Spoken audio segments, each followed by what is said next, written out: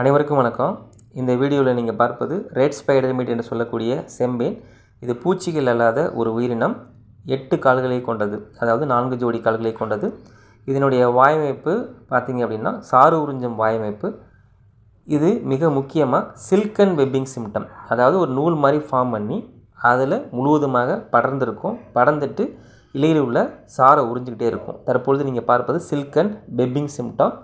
சாரை உரிகிறப்ப என்னாகும் அப்படின்னா இலையானது தற்பொழுது நீங்கள் பார்ப்பது போல் பிரான்சிங் சிம்டம், அதாவது டிஸ்கரேஷன் சிம்டம். இலையினுடைய மேல் பகுதி வெண்தாமரை படர்ந்த மாதிரி ஆகிடும். இதனை கட்டுப்படுத்துவதற்கு நாம் என்ன செய்யலாம் அப்படின்னு பார்த்தீங்கன்னா அகாரிசைட்ஸ் என்று சொல்லக்கூடிய சிலந்தி குழிகளை தெளிக்கணும்.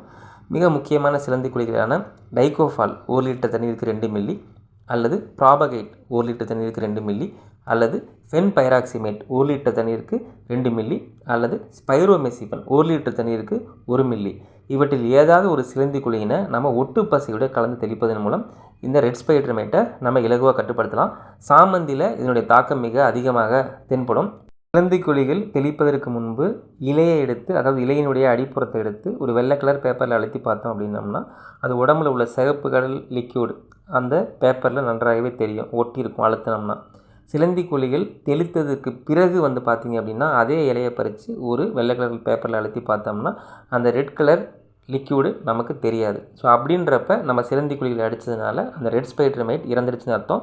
இது மிக முக்கியமான சாறு உறிஞ்சும் வாயமைப்பை கொண்ட பூச்சிகள் அல்லாத ஒரு உயிரினம். ரெட் ஸ்பைடர் மைட்டுக்கு கண்டிப்பாக நாம் சிலந்தி குழிகளை தான் வயலில் தெளிக்கணும். நிறைய வகையான சிலந்தி குழிகள் இருக்குது.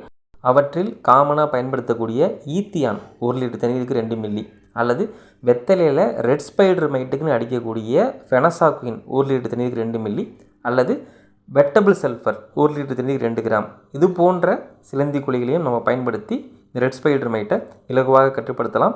ரெட் ஸ்பைடர் மைட்டை கட்டுப்படுத்துவதற்கு கண்டிப்பாக சிலந்தி குழிகள் தெளிக்க வேண்டும்.